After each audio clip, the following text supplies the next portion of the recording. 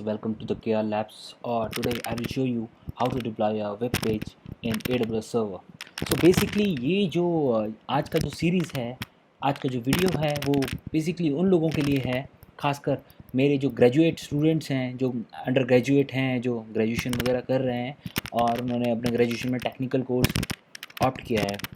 Basically जब हम graduation में होते हैं, जैसे कि मैं ग्रेजुएशन में था, तो हम लोगों पे जो सब्जेक्ट था, हम लोगों पे जो सब्जेक्ट्स होते थे वो HTML CSS वेब डेवलपमेंट एक पर्टिकुलर सब्जेक्ट होता है जो कि आपके इंजीनियरिंग, आपके MCA BCA BSc IT इन सब में पढ़ाया जाता है। हम लोग HTML CSS का यूज़ करके काफ़ी सारे स्टूडेंट्स इंटरेक्टिव वेब पेजेस बनाते हैं, बट कॉलेज में ये नहीं सिखाया जाता कि किस तरीके से हम उसको इम्प्लीमेंट करें, किस तरीके से आप अपना वेब पेज को इंटरनेट में एक्सपोज करें, सर्वर पे डिप्लॉय करें और एक्सपोज करके आप कैसे इंटरनेट के थ्रू आप कहीं से भी, किसी भी मोबाइल फ़ोन या लैपटॉप से कहीं से भी उस अपने वेब पेज को एक्सेस कर सकते हैं। ठीक है, तो आज की वीडियो खासकर उन स्टूडेंट्स के लिए, उन फोक्स के लिए जिन लोगों को नहीं पता, जिन लोगों को वेब डेवलपमेंट आता है थोड़ा बहुत कि कैसे वेब पेजेस बनते हैं, कैसे डिज़ाइन होते हैं वेब पेजेस, बट उन्होंने कभी अपना जो वेब पेज और अपनी वेबसाइट है उसको इंटरनेट पे कभी एक्सपोज ही नहीं किया। तो आज मैं आपको वन बाय वन बहुत ही उम्दा तरीके से और बहुत ही आसान तरीके से बताना चाहूँगा कि किस तरीके से हम अपने web page, website, web applications को हम इंटरनेट में एक्सपोज कर सकते हैं और अपने जो जिस सर्वर पर हम उसको डिप्लॉय करेंगे उसकी IP के थ्रू हम कहीं से भी उसको एक्सेस कर सकते हैं। तो फ्रेंड्स, मैं स्टार्टिंग से आप लोगों को एक स्टेप बाय स्टेप हर चीज़ को ईजी तरीके से बताने का ट्राई करूँगा। ठीक है, तो ये जैसे कि मैंने स्टेप्स लिखे हैं। स्टेप 1 है sign up log in to the AWS account. तो बेसिकली फ्रेंड्स, जैसे कि मेरा ऑलरेडी क्रिएटेड है AWS अकाउंट, सो जिन पे AWS अकाउंट नहीं है वो अपना AWS पे जाके लॉग इन कर सकते हैं। फ्री टायर एलिजिबल होता है। उसमें क्या होता है कि आपको 1 साल तक के लिए फ्री यूज़ करने के लिए AWS का जो फ्री अकाउंट है उसमें आपको कोई चार्जेस नहीं देने होते और आप उसको 1 साल तक यूज़ कर सकते हो if you are a student और यू आर अ लर्नर। तो फर्स्ट स्टेप मेरा यही है होगा कि मैं लॉगिन करूँगा अपने AWS अकाउंट में। उसके बाद मैं एक EC2 इंस्टेंस, बेसिकली जो AWS जो अमेज़ॉन वेब सर्विसेज है उसमें जब आप सर्वर क्रिएट करते हो डिफरेंट मशीन, चाहे वो लिनक्स हो, विंडो सर्वर हो या फिर मैक सर्वर हो, ठीक है, तो उसको हम EC2 कहा जाता है। बेसिकली ये एब्रीविएशन है जो कि AWS ने दी गई है अपने सर्वर्स को क्रिएट करने के लिए। सो EC2 इंस्टेंस हम क्रिएट करेंगे और उसका पोर्ट 80 को हम एक्सपोज करेंगे। तो फ्रेंड्स, पोर्ट 80 क्या होता है? बेसिकली क्या है कि जो भी हम सर्वर बना रहे हैं और उसमें एप्लीकेशन डालते हैं तो एक पोर्ट होता है, जैसे कि कोई शिप है, आपका हवाई जहाज़ होता है, ठीक है, ये लोग एक पर्टिकुलर पोर्ट पे ही रुकते हैं। ऐसे नहीं कि आप आपके घर की छत पे उतर जाएंगे वो और कहीं जहाँ उनको लग रहा है वहाँ उतर जाएंगे। बेसिकली हम पे पोर्ट होता है, तो वैसे ही सर्वर का भी एक एग्जैक्ट पोर्ट होता है जिसके थ्रू वो इंटरनेट पे अपनी एप्लीकेशन को एक्सपोज करता है। ठीक है फ्रेंड, तो हम उसको अभी मैं आपको दिखाऊंगा कि किस तरीके से हम पोर्ट एक्सपोज करते हैं। तो बेसिकली जो पोर्ट 80 होता है वही होता है HTTP port, hyper text transfer protocol. So इसी के थ्रू जब भी हम कोई अपने सर्वर के अंदर अपनी एप्लीकेशन को रखते हैं तो यही जो पोर्ट होता है ये इंटरनेट से हमारी एप्लीकेशन का एक मीडियम बन जाता है, जिसके थ्रू ये रूट समझ सकते हैं आप कि इस पोर्ट के थ्रू हम लोग इंटरनेट पे अपनी एप्लीकेशन को दिखा सकते हैं। कोई भी हम लोग हमारी एप्लीकेशन अगर एक्सेस करना चाहता है हमारे सर्वर से तो पोर्ट 80 ओपन होना ज़रूरी होता है। स्टेप 3 है कि हमको एक सॉफ्टवेयर होता है Apache server, Apache. So basically इसको बोलते हैं हम ऐप सर्वर। बेसिकली हमारी जो एप्लीकेशन है और इंटरनेट है, इन दोनों का कनेक्शन, हम आसान शब्दों में ये कह सकते हैं कि ये एक ऐप सर्वर है जो कि क्या करता है, ये एक डीलर का तरह वर्क करता है कि हमारी एप्लीकेशन को और इंटरनेट को मिलाता है as a load balancer, as a medium. ठीक है, तो ये ऐप सर्वर हमें इंस्टॉल करना ज़रूरी होता है ताकि ये ही एक समझ लीजिए गाइड होता है कि हाँ, हमारी जो एप्लीकेशन जहाँ पड़ी है, जिस लोकेशन पे पड़ी है, उसको इंटरनेट को बताता है कि यहाँ आप आइए और इस लोकेशन पे आके हमारी जो एप्लीकेशन है उसको एक्सेसिबल बनाता है। ठीक है, अभी मैं आपको जब करके बताऊंगा तो आपको ज़्यादा इजीली समझ में आएगा। फोर्थ स्टेप है कि जो भी हमारी एप्लीकेशन होती है बेसिकली वेयर के अंदर www/html जो कि बाय डिफ़ॉल्ट फ़ोल्डर बनता है हमारे हर सर्वर पे, उसके अंदर हम अपना जो वेब पेज है, अपनी एप्लीकेशन है, उसको हम रखेंगे। ठीक है फ्रेंड्स, और उस लोकेशन के अंदर हम अपना बेसिक सा वेब पेज क्रिएट करेंगे जो कि हम index.html से एक्सपोज करेंगे। उस नाम से हम उस वेब पेज को बनाएंगे और उसके बाद हम अपना जो वेब सर्वर है उसको रीस्टार्ट करेंगे एक बार। और तो लास्ट स्टेप है हमारा, क्या करेंगे कि हम जो हमारा जो सर्वर जो हमने क्रिएट किया है उसकी पब्लिक आईपी को कॉपी करके इंटरनल कोई भी अपने ब्राउज़र पे, जो भी आपका फ़ोन का ब्राउज़र है या फिर आपका लैपटॉप का ब्राउज़र है, उसमें http:// और आईपी डाल के एंटर करेंगे तो हमारी जो एप्लीकेशन है, जो हमारा वेब पेज है, वो इंटरनेट में एक्सपोज हो चुका होगा। और कोई भी आप कितने भी स्मार्टफोन्स, कितने भी लैपटॉप या दिल्ली में हो आप, चाहे आप दूसरी कंट्री में हो, आप कहीं से भी उसको एक्सेस कर सकते हैं। तो ये चीज़ आज आपको समझ में आएगी कि हाँ, आपने आज तक जो स्टूडेंट्स हैं हमारे, काफ़ी लोग हैं जिन्होंने एप्लीकेशंस तो बनाई हैं बट कभी भी उन्होंने डिप्लॉयमेंट नहीं देखा है कि इंटरनेट पे कैसे डिप्लॉय किया जाता है। तो आज मैं आपको इतनी ईजी तरीके से समझाने वाला हूँ ताकि कल से स्टूडेंट अपना खुद का एप्लीकेशन, अपने खुद की वेबसाइट, अपनी खुद की वेब पेजेस को इंटरनेट में एक्सपोज करके देख सकते हैं। वो अपनी खुद की ब्लॉगिंग कर सकते हैं। उनको कोई किसी थर्ड पार्टी कंपनी या थर्ड पार्टी ऑर्गेनाइजेशन को पैसे नहीं देने पड़ेंगे होस्टिंग के लिए। वो खुद के सर्वर क्रिएट कर सकते हैं, काफ़ी कुछ कर सकते हैं। तो उसके लिए हमने सबसे पहले जो स्टेप 1 है हमारा, log in to the AWS account. तो मैं अपने AWS अकाउंट को लॉग इन कर लेता हूँ। तो ये मैं अपना AWS मैनेजमेंट कंसोल खोला है मैंने, और उसके बाद AWS मैनेजमेंट कंसोल पे यहाँ पे मैं क्लिक कर लेता हूँ। फ्रेंड, जिन पे AWS अकाउंट नहीं है वो आप अपना AWS अकाउंट क्रिएट कर लीजिए। ये बहुत इजी है। जैसे कि आप फेसबुक और इंस्टाग्राम में अकाउंट बनाना सीख गए हैं, तो इसमें भी आप अकाउंट बनाना सीख जाएंगे। जस्ट थोड़ा सा गूगल करना है और आपको बेसिक बेसिक कुछ स्टेप्स हैं, आपको आपकी डिटेल्स मांगी जाएगी थोड़ी बहुत, और उसके थ्रू आपका अकाउंट क्रिएट हो जाएगा। आप लॉगिन करेंगे तो इस तरीके के आप डैशबोर्ड पे आप आ जाएंगे। इस डैशबोर्ड में आने के बाद आपको क्या करना होता है, आप सर्विस पे क्लिक कीजिए और यहाँ पे EC2 instance, basically EC2 instance ही ये कंप्यूटिंग सर्विसेज है जो AWS की प्रोवाइड की गई है। और हम इसमें यहाँ पे मैं मुंबई रीजन है मेरा, तो मैं यहाँ पे इंस्टांस पे क्लिक करूँगा और यहाँ पे मैं एक सर्वर क्रिएट करूँगा जो कि AWS की भाषा में इंस्टांस बोला जाता है जिसको। तो मैंने यहाँ पे लॉन्च इंस्टांस किया और मैं ले लेता हूँ यहाँ पे, बेसिकली ये फ्री अकाउंट है तो मैं इसको ले लेता हूँ उबुंटू सर्वर, क्योंकि ये फ्री टेयर एलिजिबल है। इसमें आपको कोई पैसे नहीं देने पड़ेंगे अगर आप इसको यूज़ करते हैं। तो मैंने यहाँ पे इसको क्लिक किया तो यहाँ पे मेरे पे ये ऑप्शन आया है T2 माइक्रो, तो मैं ये भी फ्री टेयर एलिजिबल है। सो बेसिकली हम T2 माइक्रो यूज़ करेंगे। तो इसमें हमें 1 CPU मिलता है, 1 GB रैम मिलती है। सो मैंने इसको सिलेक्ट किया और मैंने उसको रिव्यू एंड लॉन्च कर दिया। उसके बाद मैं यहाँ से सबसे पहले मैं सिक्योरिटी ग्रुप को ऐड करूँगा। और सिक्योरिटी ग्रुप फ्रेंड्स ये होता है कि जैसे कि मैंने आपको बताया था कि एक HTTP पोर्ट 80 को मुझे एक्सपोज करना पड़ेगा ताकि मेरी जो एप्लीकेशन रखी गई है वो इंटरनेट को समझ आए, दिखे कि हाँ यार ये एप्लीकेशन यहाँ पे है, उसको रास्ता मिल जाए। तो मैं यहाँ पे ऐड रूल करके उसको रास्ता दे देता हूँ।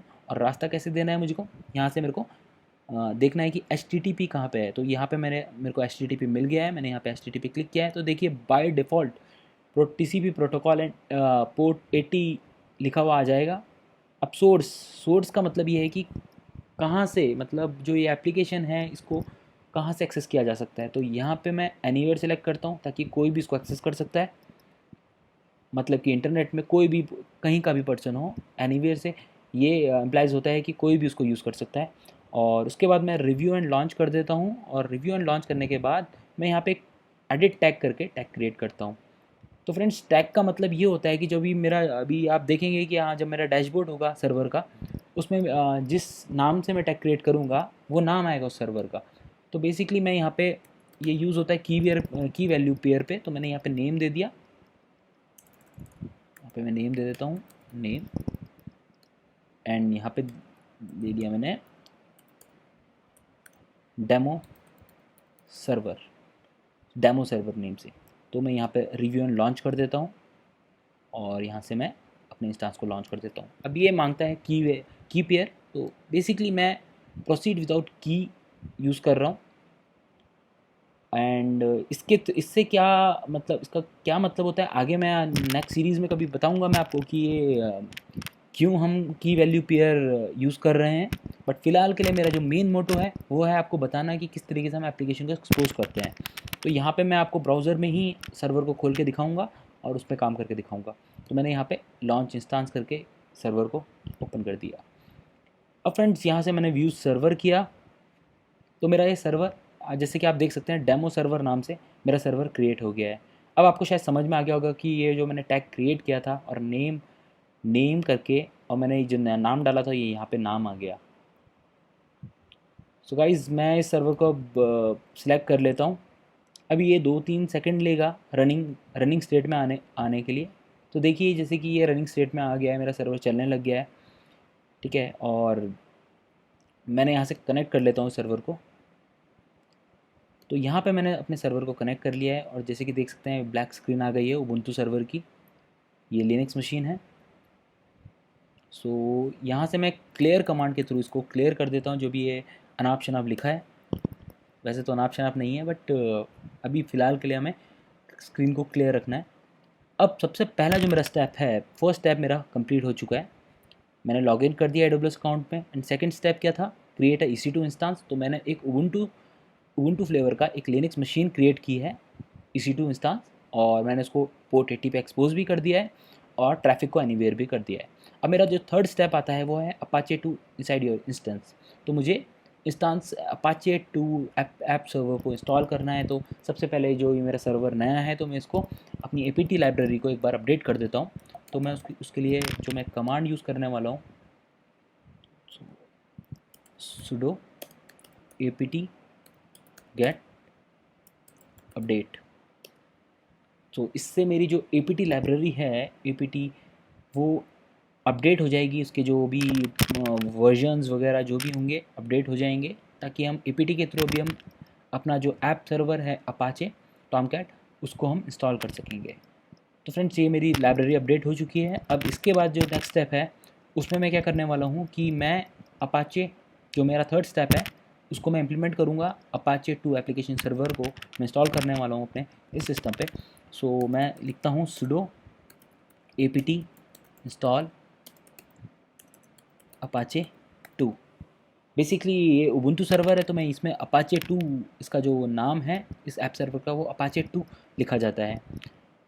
और अगर हम बात करते हैं, अगर हमारा कोई दोस्त अगर चाह रहा है कि हाँ यार वो CentOS लिनक्स पे अगर काम करेगा तो उसके लिए वो HTTPD लिखना होता है अपाचे 2 की जगह। तो अभी उस चीज़ को हम थोड़ा साइड रखते हैं और यहाँ पे हम अपाचे 2 को इंस्टॉल करते हैं। तो यहाँ पे ये मेरे से पूछ रहा है कि हाँ आप आगे कंटिन्यू करना चाहते हैं, तो मैंने यस किया और यहाँ पे ये मेरा इंस्टॉल कर रहा है।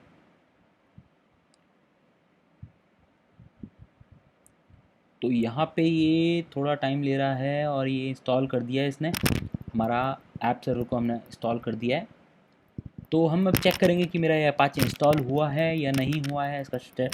तो हम क्या करते हैं यहाँ पे अपाचे 2-v, इससे मुझे पता चलेगा कि कौन सा वर्जन इंस्टॉल हुआ है। तो यहाँ पे ये बता रहा है कि सर्वर वर्जन है अपाचे 2.4.41 जो कि लेटेस्ट है। ओके, तो अभी मैं इसका स्टेटस भी चेक करता हूँ। तो स्टेटस चेक करने के लिए कि ये रनिंग है, स्टॉप्ड है, क्या स्टेटस है, तो इसके लिए हम पे कमांड होती है systemctl स्टेटस अपाचे 2। ये कोई भी आपका सर्विसेज जो आप यूज़ कर रहे हैं, इंस्टॉल कर रहे हैं अपने लिनक्स में, तो उसको चेक करने के लिए आपकी कमांड होती है systemctl command status and the name of your service. So मैंने अपाचे 2 किया है तो ये अभी करेंटली एक्टिवली रनिंग है। अब मेरा ये हमारा जो थर्ड स्टेप है वो कंप्लीट हो चुका है। अब मैं स्टेप 4 पे आ रहा हूँ, इनसाइड where/www/html। इसके अंदर वैसे मेरे पास बाय डिफ़ॉल्ट ऑलरेडी एक index.html फाइल पड़ी होगी, बट मैं उसको डिलीट करके अपनी खुद की index.html फाइल क्रिएट करूँगा, अपना खुद का वेब पेज क्रिएट करूँगा।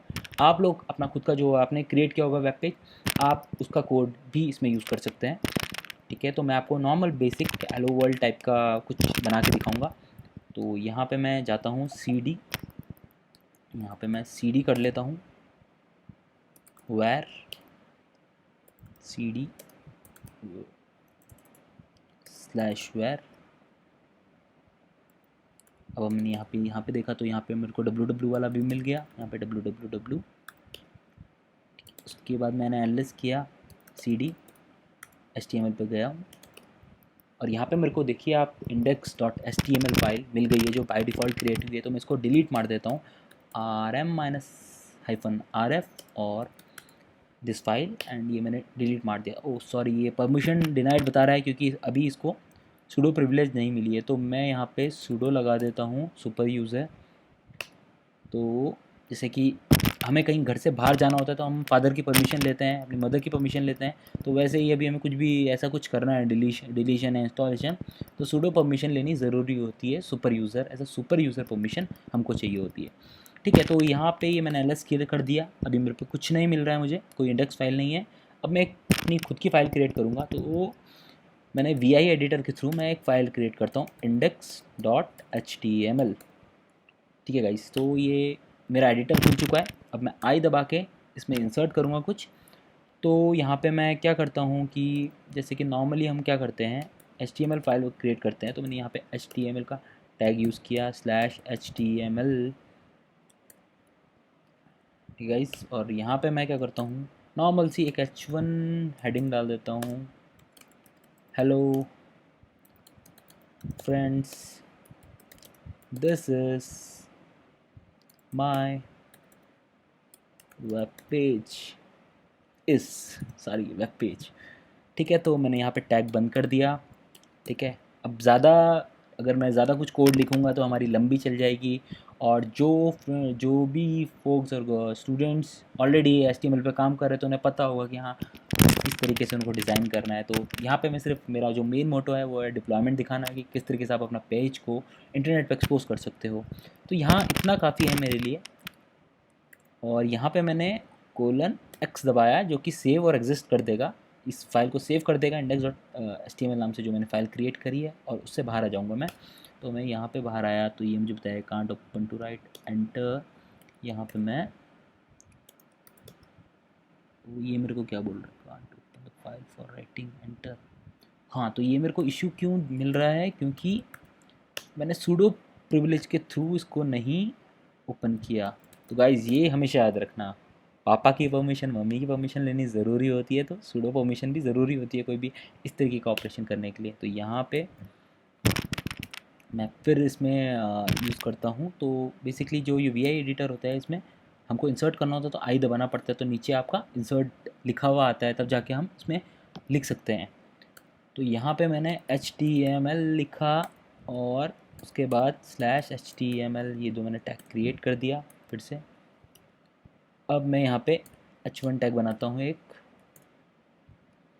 यहाँ पे फिर से मैं एक hello this is my web page, ये करके मैंने यहाँ पे /H1 कर दिया, और मेरा ये हो गया यहाँ से। और मैंने यहाँ पे, जैसे कि मैं बताता, कोलन और X से हमारा सेव और एग्जिस्ट होता है। ये पेज में जो भी मैंने लिखा है वो सेव होगा और हम बाहर आ जाएंगे अपने टर्मिनल पे। तो मैंने एंटर मार दिया, देखिए जैसे कि हम टर्मिनल में आ गए हैं। अब मैं यहाँ से एलएस करता हूँ कि मेरी फाइल बनी भी या नहीं बनी। तो यहाँ index.html फाइल मेरी क्रिएट हो चुकी है गाइस। ठीक है, अभी मैं इसमें चेक कर लेता हूँ कि मेरा कंटेंट उसमें लिखा गया है, राइट हुआ है या नहीं हुआ है। तो मैं कैट करके index.html फाइल खोलता हूँ। तो देखिए मेरा, जैसे कि देख सकते हैं आप, मेरा कंटेंट लिख दिया गया है। अब मेरा जो स्टेप था, स्टेप 4, वो मेरा हो चुका है। अब मुझे क्या करना है, रीस्टार्ट करना है अपाचे सर्वर को।